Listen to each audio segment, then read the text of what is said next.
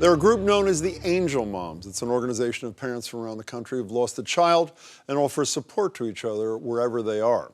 Last week, Donald Trump thrust several members of this group into the spotlight when he brought a bunch of men and women whose children were killed by immigrants in the country illegally up onto the stage during his primetime immigration speech. Among them, a mother and father from Milford, Massachusetts. My name is Maureen Maloney, and our son, Matthew Denice, was 23 years old when he was dragged a quarter of a mile to his death by an illegal alien, while horrified witnesses were banging on a truck trying to stop him. Our son, Matthew Denice, if Donald Trump were president in 2011, our son, Matthew Denice, and other Americans would be alive today. Maureen and Michael Maloney are here now. It's good to meet you both. Thank you so much for coming. Why'd you decide to go to Arizona for that Trump rally, Maureen? Well, we're part of the Remembrance Project, which is a group that supports families that have lost someone to an illegal alien. And we were invited to the pre-Trump rally to speak at the pre-event. Did you have any hesitation about it, meaning getting involved in politics and all that sort of thing? Or when you were invited, you said, this is the place I want to be? Absolutely. We're all about getting the word out, trying to keep the streets safe. Mike, when you spoke, you went so far as to say, as we just saw, that if Trump had been president, your son would be alive today. Why do you believe that? Well, he's looking to enforce our current immigration laws, and his policy on immigration would have protected Matthew. The perpetrator, Nicholas Guaman, would have been deported. He had an arrest record. Am I not right? He didn't have any formal convictions. So it's the notion that someone who's arrested for a crime, and in his case, I think it was assaulting a police officer or something like that. I think it was like 3 counts of assault, and there was like a break-in and entry with felony intent, and I also think he had a record in New York, but I don't remember what that was. You know, this is not exactly a wildly Trump-friendly state. I think you'd agree, even though he won the primary here. Yes. Even though I hope everybody has complete sympathy for the unbelievable loss you suffered, do you take, after you do something like the Arizona thing, do you take heat from people, whether it's anonymously or otherwise, or have you been treated respectfully? I've been treated respectfully. I think everybody understands the message we're giving is about our son Matthew and a problem that's going on in the country. It's really not a political thing. I know you agree with that. So if Hillary Clinton had said, I'm going to be doing a rally in wherever, I'd like you both to join me on the stage, would you have done it? I absolutely would. You would have? I would have. I would have, yes. I wouldn't endorse her, but I would definitely have, I would go there, yes. And have you reached out? I mean, I know this Remembrance Project, which sounds like a terrific thing. I know you both are involved in. Have you reached out to the Clinton campaign saying that we want a vehicle to get our message out? Yeah, so during the primaries, we reached out to all the Democratic and Republican candidates. Donald Trump was the only one that responded. And you met him, from what I understand, Ernie Bach's event a couple of months ago that was pretty high profile. Yeah.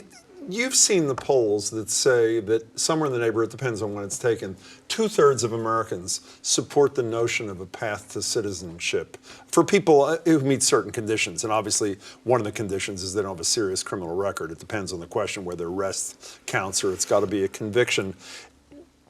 Does that convince you that maybe the public is going in a different direction from where you want our leaders to be going, or no? Well, a path to citizenship? Yeah. Well, let me first say that I served in the U.S. Army for 4 years, and I was from Germany and carried a green card, and I still had to go for my naturalization to become a citizen. So I think it's unfair that if people are here illegally, or anybody comes, I mean, I think the pathway to citizenship should just be a pathway to citizenship for everybody. There shouldn't be any exceptions. So you support the notion that Trump mentioned the same night that all, whatever, no one knows what the number is, all 11 million, if they want to become citizens, they don't have a criminal record, they play by the rules, they go home first and then come back here? Is that a plan you think is the correct one? Oh, well. So can I just respond to your initial comment that 2/3 of Americans are in favor of it? I totally disagree with that, because there were 17, 18 Republican candidates in the primary, and Donald Trump was the one with the hardest line saying deport them all and build a wall. And who was elected?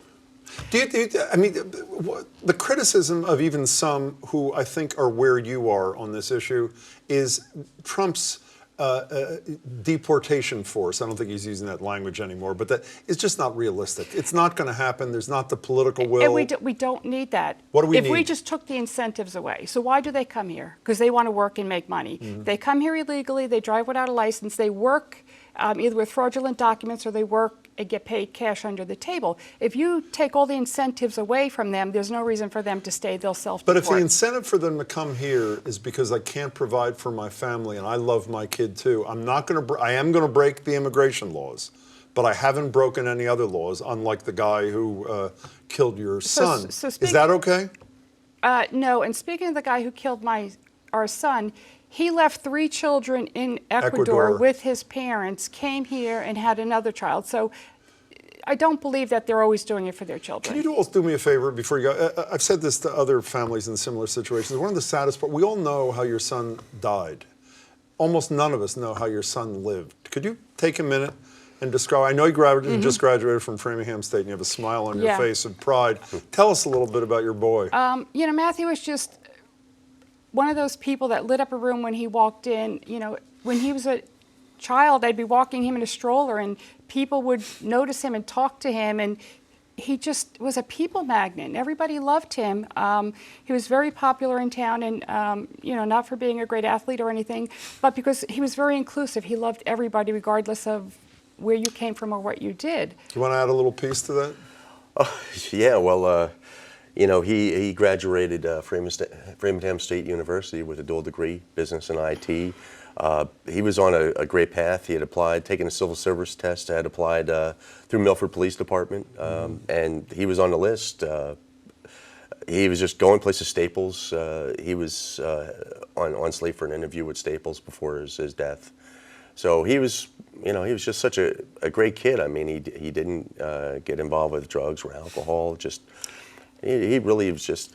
And it wasn't uncommon for him to great American get kid. Up at 12 or 1 o'clock in the morning and go drive a friend home who had too much to drink. Like all his friends knew you could call him. Great American kid. I love hearing that. I'm glad to hear more about him. Maureen, thank you so much for coming. Thank you for having us. It's good to meet you. Hey, Jim, thank you. I really appreciate it.